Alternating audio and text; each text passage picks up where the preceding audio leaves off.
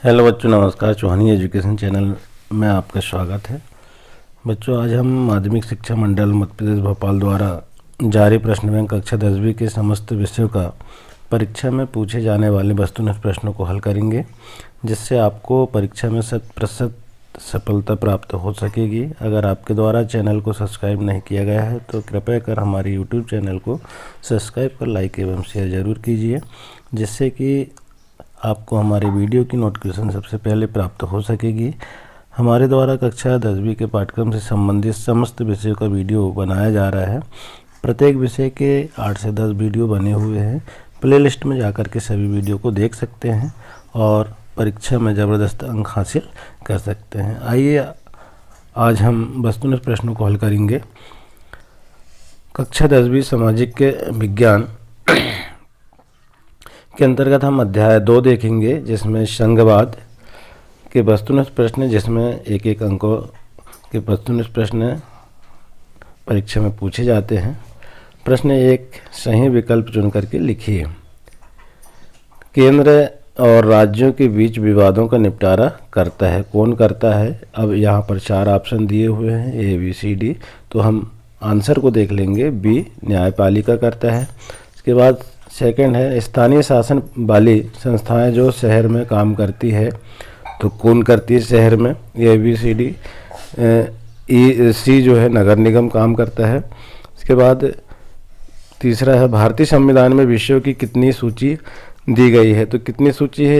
1 2 3 4 5। तो ए B C D में इसका आंसर दिया हुआ है। बी इसका जो है 3 सही आंसर है। इसके बाद चौथा प्रश्न है, ग्रामीण स्तर पर सुशासन की इकाई है, क्या है सुशासन की इकाई?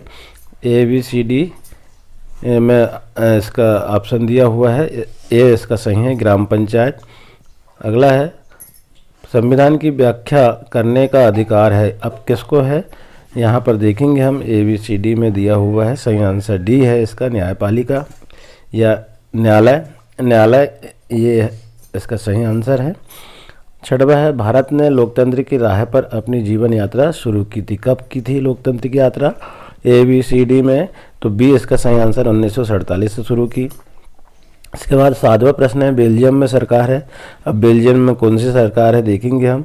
ए बी सी डी में इसका ए जो है संघीय सरकार वहाँ पर बेल्जियम में है, तो सही आंसर बेल्जियम में संघीय सरकार, ए में सही कर लेंगे। इसके बाद 8वां है, कौन सा विषय केंद्र सूची में नहीं है? कौन सा विषय केंद्र सूची में नहीं है? ए बी सी डी में इसका ऑप्शन दिया हुआ है, डी इसका सही ऑप्शन है, कानून।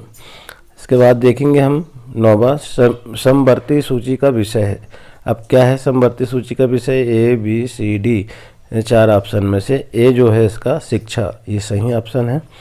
10वां है, किस सूची में दर्ज विषयों पर संघ और राज्य सरकारें दोनों कानून बना सकती है? तो इसके लिए हम देखें, ए बी सी डी में इसका जो है सी ऑप्शन सही है, समवर्ती सूची। इसके बाद देखेंगे हम अगला प्रश्न जो है 2, रिक्त स्थानों की पूर्ति कीजिए। तो रिक्त स्थानों की पूर्ति हम देखें, यहाँ पर 22 भाषा को संविधान की कौन सी खालिस्तान अनुसूची में रखा गया है? तो 8वीं अनुसूची में रखा गया है। दूसरा है, संघवाद में केंद्र और राज्यों के बीच विवाद का निपटारा खालिस्तान करती, तो न्यायपालिका करती है, यहाँ पर न्यायपालिका कर देंगे। इसके बाद देखेंगे प्रश्न तीसरा, भारत में खालिस्तान संविधान संशोधन द्वारा पंचायती राज व्यवस्था लागू की गई, तो 73वां संविधान संशोधन जो है भारत में की गई। इसके बाद चौथा है, भारत में विकेंद्रीकरण की दिशा में बड़ा कदम खालिस्तान में उठाया है, तो 1992 में उठाया गया है।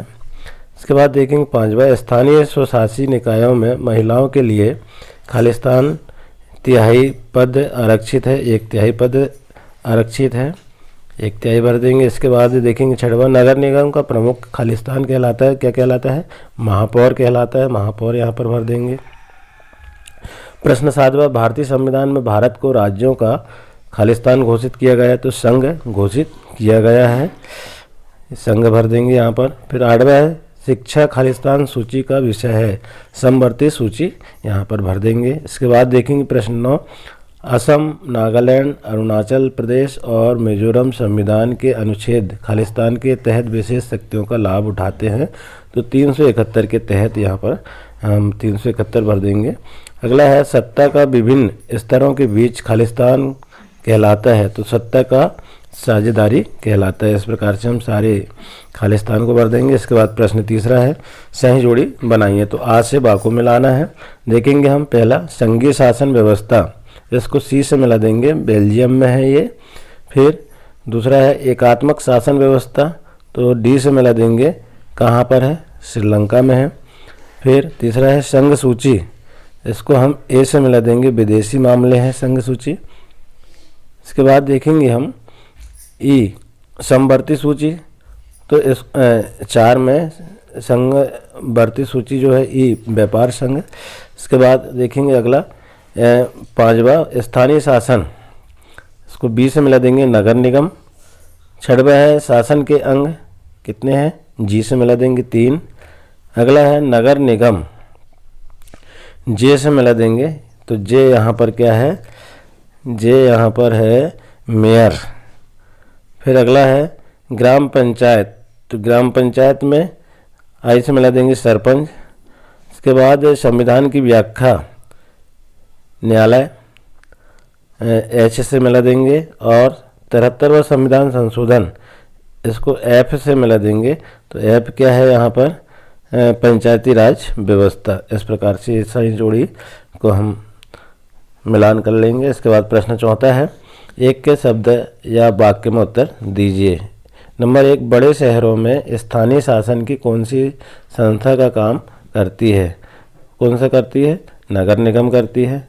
दूसरा है भारत में स्थानीय शासन में 1/3 आरक्षण किसे प्राप्त है, महिलाओं को प्राप्त है, यहाँ महिलाएं लिख देंगे हम। फिर तीसरा है प्रतिरक्षा और मुद्रा कौन सी सूची के विषय है, तो संघ सूची के विषय, यहाँ संघ सूची लिख देंगे। चौथा प्रश्न है राज्य पुनर्गठन आयोग की रिपोर्ट को किस वर्ष लागू किया गया था, 1956 में इसको लागू किया गया था। अगला है प्रश्न 5, भारत में कौन सी शासन प्रणाली है, संघात्मक है, यहाँ पर संघात्मक लिख देंगे।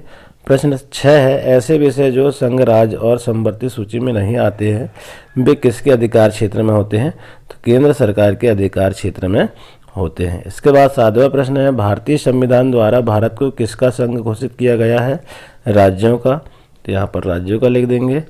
अगला है भारत में शासन का तीसरा स्तर कौन से संविधान संशोधन द्वारा जोड़ा गया है, तो 73वें एवं 74वें संविधान संशोधन द्वारा जोड़ा गया है। अगला प्रश्न है 9वां भारत की 8वीं अनुसूची में शामिल भाषा में सबसे ज़्यादा बोली जाने वाली भाषा कौन सी है, तो वो है हिंदी भाषा।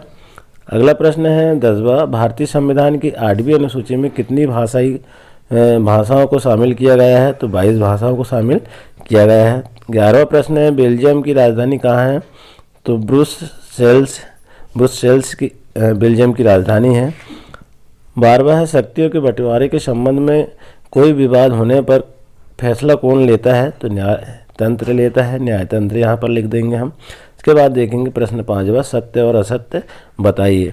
पहला है संघवाद में शक्ति विभिन्न स्तरों के बीच वितरित रहती है, ये सत्य है। दूसरा है हमारे संविधान में किसी एक भाषा को राष्ट्रभाषा का दर्जा नहीं दिया गया है, ये भी सत्य है। तीसरा है भारत में एकात्मक शासन व्यवस्था है, यह सत्य है। चौथा है संविधान द्वारा 22 भाषाओं को 7वीं अनुसूची में रखा गया है, यह सत्य है। 5वां है बड़े शहरों में नगर पालिका द्वारा स्थानीय शासन चलाया जाता है, ये सत्य है। 6वां प्रश्न है प्रत्येक राज्य में स्थानीय स्वशासन इकाइयों का चुनाव राज्य चुनाव आयोग द्वारा कराया जाता है, ये सत्य है। 7वां है प्रतिरक्षा विदेशी मामले बैंकिंग संचार और मुद्रा समवर्ती के विषय है, यह सत्य है। 8वां प्रश्न है शक्तियों के बंटवारे के संबंध में विवाद होने की हालत में फैसला संसद करती है, ये भी असत्य है। 9वां एकात्मक शासन व्यवस्था में केंद्रीय सरकार के पास ही सारे अधिकार होते हैं, ये सत्य है। 10वां है किसी जिले की सभी पंचायती समितियों को मिलाकर के जिला परिषद का गठन होता है, ये सत्य है। तो इस प्रकार से हमारे जो सारे प्रश्न हैं एक एक अंकों के हल हो जाते हैं। इसके बाद देख लेते हैं हम यहाँ पर दो अंकों वाले प्रश्न हैं। संघात्मक शासन व्यवस्था वाले 5 देशों के नाम बताइए। तो यहाँ हम 5 देश का नाम लिख देंगे जहाँ पर संघात्मक शासन व्यवस्था है। संघात्मक शासन व्यवस्था वाले 5 देश जो है वो इस प्रकार हैं: भारत, कनाडा, संयुक्त राज्य अमेरिका, स्विट्जरलैंड और बेल्जियम। यहाँ पर क्या है, संघात्मक शासन व्यवस्था लागू है। दूसरा है, भारत में कौन सी शासन प्रणाली है? तो भारत में संघीय शासन प्रणाली है। इसके बाद प्रश्न तीसरा है, शासन के कितने अंग हैं? तो उनके नाम भी लिखना है। शासन के 3 अंग हैं, उनके निम्नलिखित नाम हैं। कौन कौन से? संघीय शासन, राज्य शासन, स्थानीय शासन, स्थानीय निकाय जिसको हम कहते हैं।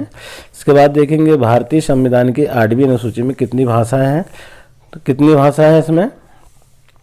भारतीय संविधान की 8वीं अनुसूची में 22 भाषाएं हैं। तो इस प्रकार से इसके उत्तर को हम लिख देंगे। अब इस अगला प्रश्न है, भारतीय संघ में कितने राज्य तथा कितने संघीय क्षेत्र हैं? भारत के 3 ऐसे राज्यों के नाम बताइए जिनका विभाजन कर नया राज्य बनाया गया। तो भारतीय संघ में 28 राज्य और 9 संघीय क्षेत्र हैं। भारत के विभाजित राज्यों के नाम है मध्य प्रदेश, छत्तीसगढ़, बिहार, झारखंड, आंध्र प्रदेश और तेलंगाना।